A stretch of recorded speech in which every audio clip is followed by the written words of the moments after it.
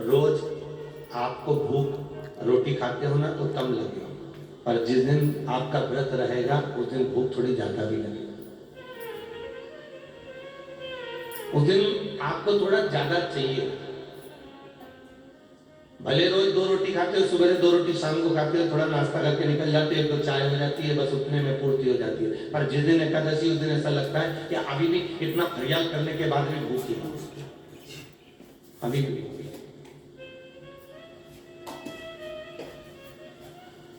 क्योंकि इंद्रियां शिथिलता की, इंद्रियां भगवत भजन की ओर नहीं जाती, इंद्रियों को भगवत भजन की ओर ले जाना पड़ता है। नेत्रों को दर्शन की ओर ले जाना पड़ेगा, मुखों को भजन। और हाथ इतनी दूर चले भी जाएगा तो आते आते ऐसा लगेगा जैसे करंट गिरने वाला है, वो हाथ भी ना चले।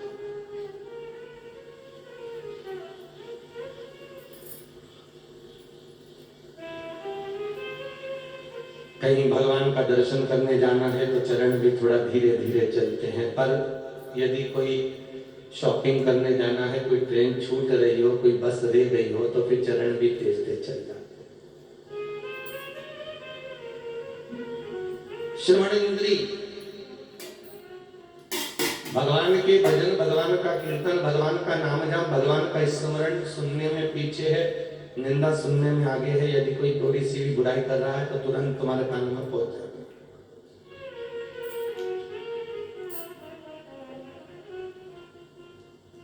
श्रवण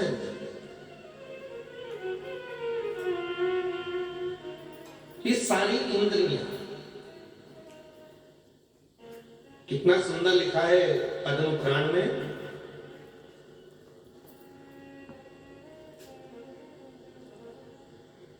कि मान लो वर्ष में यदि एक एकादशी भी हुई है, पद्म पुराण, मान लो वर्ष में एक एकादशी भी हमारे जीवन में हमने करी है,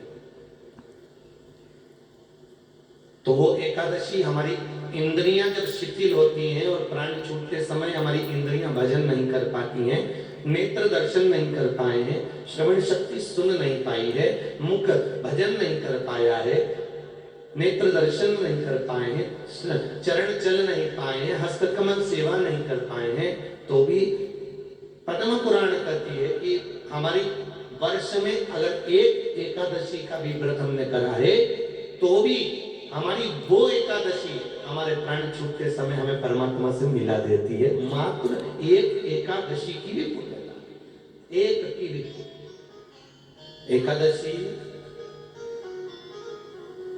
कई लोग कहते हैं महाराज जी हम अगर उद्यापन कर दें तो उद्यापन करने के बाद एकादशी नहीं कर सकते क्या? पर भागवत तो कहती है कि अगर एकादशी एक बार अगर आपने ली है, भले आप उद्यापन कर दो चाहे कुछ भी कर दो, पर एकादशी तो करो। एकादशी तो धारण करो। तुमने उद्यापन कर दिया हो, तुमने भले कुछ भी कर दिया हो, पर वो एकादशी का पुण्य तुम्हारे साथ है।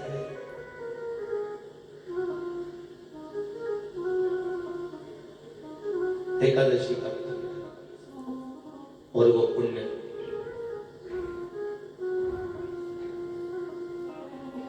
भगवान की अविरल भक्ति को देने वाला वो पुण्य। जैसे गंगा जी का जल गंगोत्री से लेकर हरिद्वार से लेकर रामेश्वर पर चढ़ता है, तो जीव बेतरणी में नहीं फंसता। इसलिए आज भी हिंदू धर्म में रीति है, लोग कहां से जल लेके आते हैं? गंगोत्री से। और कहां चढ़ाते हैं? रामेश्वर।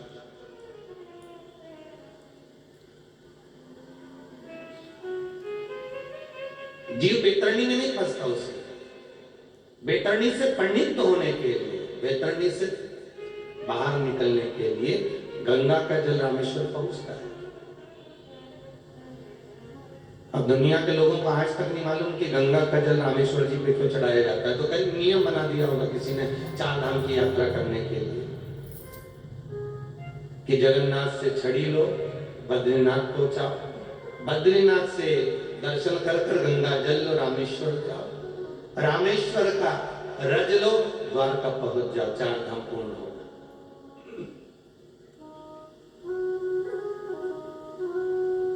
पर हिंदू धर्म में, हिंदू शास्त्र में चारों चीजों का अपना अपना एक महत्व है कि जगन्नाथ से छड़ी लेकर बद्रीनाथ क्यों जाई जाती है, बद्रीनाथ का गंगा जल अर्थात गंगा का जल, गंगोत्री का जल रामेश्वर क्यों जाता है, रामेश्वर की रज द्वारका क्यों जाती है, सब में एक एक क्रम है हमारा, सब में एक एक। यदि आपने 4 धाम करे होंगे तो 4 धाम का नियम है, पहला जगन्नाथ, दूसरा बद्रीनाथ, तीसरा रामेश्वर, चौथा द्वारका, चौथा द्वारका।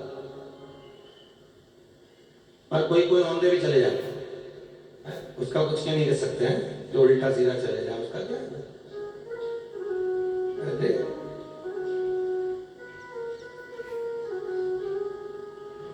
ये उस उल्टा सीधा उसी में का हाल है जैसे बीमार पड़ा हुआ व्यक्ति को मुंह में से वो भोजन घोल के दे रहा, कहीं नाक में से दे रहा, उसी में का हाल है, कहीं से भी जात हुआ बीमार। पर नियम तो नियम है।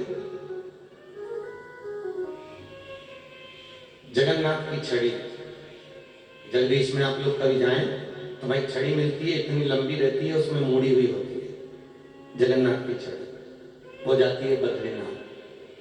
किस लिए जाती है? जगन्नाथ की छड़ी बद्रीनाथ मंदिर में क्यों प्रवेश कराई जाती है? जगन्नाथ की छड़ी बद्रीनाथ धाम में क्यों पहुंचाई जाती है? किस लिए, क्या कारण है? तो महाराज शास्त्र वर्णन करता है कि हमारी जिंदगी में हमारे दरवाजे पर कई बार गौ माता आई हो, आई कि नहीं आई? और ऐसे कई दिन ऐसे गए होंगे जिस दिन आपने गौ माता को रोटी नहीं दी होगी, आके और चली गई। हो सकता है एक गाय को दी और दूसरी गाय भूखी चली गई। बोलो होता है कि नहीं होता? होता है ना। अपने दरवाजे पर गाय आई हो सकता है अपन कहीं गए हुए होते हैं, ताला लगाओ, दरवाजा लगाओ, कोई कहीं गया हुआ हो और हमने गाय को रोटी ना दी।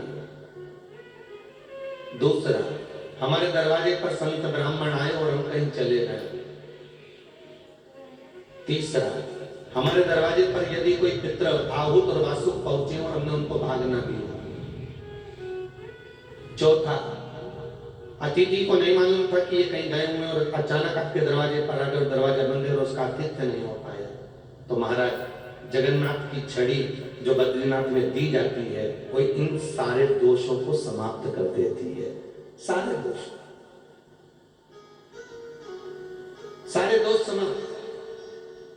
अब बद्रीनाथ से गंगोत्री होकर हम गंगा जल लेकर जब रामेश्वर जाते हैं, रामेश्वर में 2 जगह पर गंगा जल चढ़ता है, एक रामेश्वर के मंदिर में भगवान शंकर पर, दूसरा हनुमतेश्वर पर। कौन सा मंदिर है? हनुमतेश्वर। आपको मालूम होगा कि भगवान राम ने बालू का शिवलिंग बनाने से पहले, रामेश्वर धाम की स्थापना करने से पहले हनुमान जी से कहा था, हनुमान मुझे यहाँ पर शंकर भगवान को विराजमान करना है, तो जा और शिवलिंग लेकर आ। और हनुमान जी महाराज सीधे कैलाश गए और कैलाश पर जाकर शंकर भगवान की स्तुति श्री हनुमान जी महाराज ने करी। हनुमान जी ने जब स्तुति करी, शंकर भगवान ने पूछा, हनुमान क्या चाहिए? हनुमान कहते हैं, आप एक लिंगायत आकृति में प्रकट हो जाइए। अगर आपने लिंग पुराण सुनी होगी तो उसमें स्पष्ट लिखा, लिंग पुराण के अंतर्गत स्पष्ट किया गया कि हनुमान जी महाराज ने भगवान शंकर को लिंग की आकृति में प्रकट किया और लिंग की आकृति में प्रकट कर हनुमान जी उस शिवलिंग को लेकर चल दिए। हनुमान वो शिवलिंग लेकर जा रहे हैं। स्कंद पुराण में भी इसका वर्णन है। और हनुमान जी जब शिवलिंग लेकर चले, इतनी देर में सीता जी ने, राम जी ने बालू का शिवलिंग का निर्माण कर लिया और उस शिवलिंग की पूजन चाहिए। हनुमान जी शिवलिंग को लेकर पहुंचे तो हनुमान जी की आंख में आंसू भर गए। राम जी से कहा, मैं इसको कैलाश से लेकर आया, स्वयं शिव को लाया हूं और शंकर को लेकर आया हूं और आप एक शिवलिंग की आपने प्रतिष्ठा कर दी। अब इस शिवलिंग का क्या होगा? राम जी महाराज ने कहा, हनुमान, इस रामेश्वर धाम की स्थापना मैंने करी है, पर इसका पुण्य पुंज तू जिस शिवलिंग को लेकर आया है, जो सीधे शंकर का ही स्वरूप है, ये तेरे द्वारा निर्मित होगा। और उसी समय पर श्री हनुमान जी महाराज उस शिवलिंग को लेकर गए और रामेश्वर मंदिर से कुछ ही किलोमीटर की दूरी पर वो हनुमतेश्वर शिवलिंग विराजमान है, जो हनुमान जी ने स्थापित किया। हनुमान जी ने जिसको स्थापित माना। तो गंगा का जो जल आता है वो दो जगह पर चढ़ता है रामेश्वर में। एक चढ़ता है रामेश्वर में, रामेश्वर से जरूरी है हनुमतेश्वर।